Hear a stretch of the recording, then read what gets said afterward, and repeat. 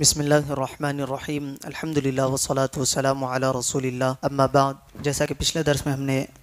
سورہ آل عمران کی آیت نمبر 96 اور 97 دو آیتوں کی تلاوت، ترجمہ اور تفسیر سماعت کی، جس میں اللہ تبارک و تعالیٰ نے ارشاد فرمایا، بے شک سب سے پہلا گھر جو لوگوں کی عبادت کے لیے بنایا گیا ہے وہ ہے جو مکے میں ہے، برکت والا ہے اور سارے جہان والوں کے لیے ہدایت ہے۔ اس میں کھلی نشانیاں ہیں، ابراہیم کے کھڑے ہونے کی جگہ ہے، اور اس میں جو داخل ہوا امن والا ہوا، اور اللہ کے لیے لوگوں پر اس گھر کا حج کرنا فرض ہے جو اس تک پہنچنے کی طاقت رکھتا ہے، اور جو انکار کرے تو اللہ سارے جہان سے بے پرواہ ہے۔ اب اگلی آیت میں ارشاد باری تعالی ہے، قُلْ يَا أَهْلَ الْكِتَابِ لِمَ تَكْفُرُونَ بِآيَاتِ اللَّهِ، اے حبیب آپ فرما دیجئے، اے اہل کتاب تم اللہ کی آیتوں کا انکار کیوں کرتے ہو؟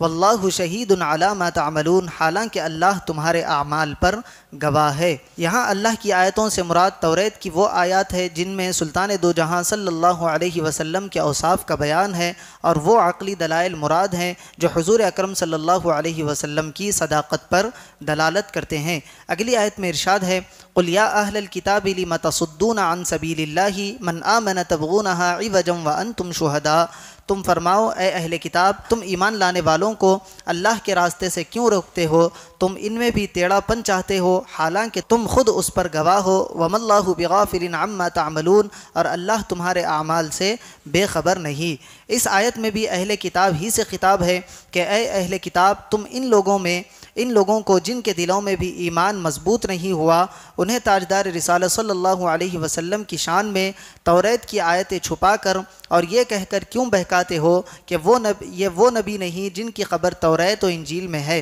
یہ کہہ کر تم انہیں اللہ کے راستے سے کیوں روکتے ہو، حالانکہ تم خود اس بات کے گواہ ہو کہ سید دو عالم صلی اللہ علیہ وسلم کی شان توریت میں لکھی ہوئی ہے، اور اللہ کی بارگاہ میں جو دین مقبول ہے وہ صرف دین اسلام ہی ہے۔ اگلی آیت میں ارشاد ہے، یا ایھا الذین آمنوا ان تطیعوا فریقا من الذین اوتوا الکتاب یردوکم بعد ایمانکم کافرین، اے ایمان والو اگر تم اہل کتاب میں سے کسی گروہ کی اطاعت کرو تو وہ تمہیں تمہارے ایمان کے بعد کفر کی حالت میں لوٹا دیں گے۔ اس آیت کا شان نزول یہ ہے کہ مرشاس بن قیس یہودی مسلمانوں کی مجلس کے قریب سے گزرا، جس میں انصار کے دو قبیلے اوس اور خزرج نہایت محبت سے باتیں کر رہے تھے۔ اسلام سے پہلے ان کی آپس میں بہت جنگ تھی۔ اس یہودی کو ان کے اتفاق سے بڑی تکلیف ہوئی، چنانچہ اس نے ایک نوجوان یہودی سے کہا کہ تم ان کی گزشتہ جنگیں یاد دلا کر انہیں لڑا دو۔ اس نے ایسا ہی کیا اور کچھ قصیدے پڑھے جن میں ان گزشتہ جنگوں کا ذکر تھا۔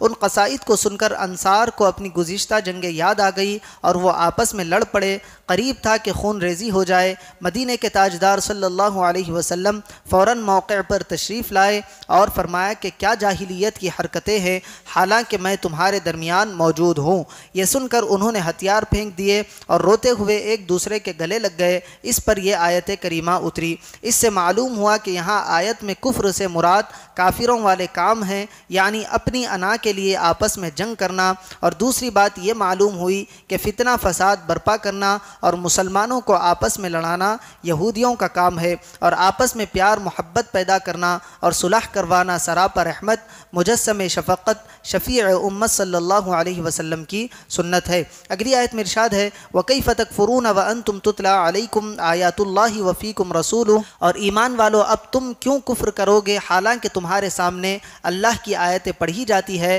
اور تم میں اس کا رسول تشریف فرما ہے۔ وَمَنْ يَعْتَصِمْ بِاللَّهِ فَقَدْ هُدِيَ إِلَىٰ صِرَاطٍ مُسْتَقِيمٍ، اور جس نے اللہ کا سہارا مضبوطی سے تھام لیا تو اسے یقیناً سیدھا راستہ دکھا دیا گیا۔ وَكَيْفَ تَكْفُرُونَ، اور تم کیوں کفر کرو گے؟ یہاں ابتدا صحابہ کرام رضی اللہ عنہ سے خطاب ہے کہ اے جماعت صحابہ تم کافروں کی طرح آپس میں کیسے لڑ سکتے ہو جبکہ تم حضور اکرم صلی اللہ علیہ وسلم کے صحبت یافتہ ہو اور ان کی زبان مبارک سے قرآن مجید سنتے ہو۔ اس آیت میں عام مسلمانوں کو بھی اس اعتبار سے نصیحت ہے کہ ہمارے درمیان قرآن موجود ہے اور حضور اکرم صلی اللہ علیہ وسلم کی تعلیمات موجود ہے، تو پھر آپس میں نفسانی لڑائی کس طرح ہو سکتی ہے؟ وَمَنْ يَعْتَصِمْ بِاللَّهِ، اور جس نے اللہ کا سہارا مضبوطی سے تھام لیا، جس نے اللہ کا سہارا تھاما یعنی اس کے رسول صلی صلی اللہ علیہ وسلم اور اس کے دین کو مضبوطی سے تھام لیا اور زندگی کے جملہ امور میں اسی کی طرف رجوع کیا تو اللہ کے کرم سے وہ ضرور ہدایت پا جائے گا۔ اللہ تبارک و تعالیٰ سے دعا ہے کہ انہیں سننے سے زیادہ اعمال صالحہ کی توفیق عطا فرمائے۔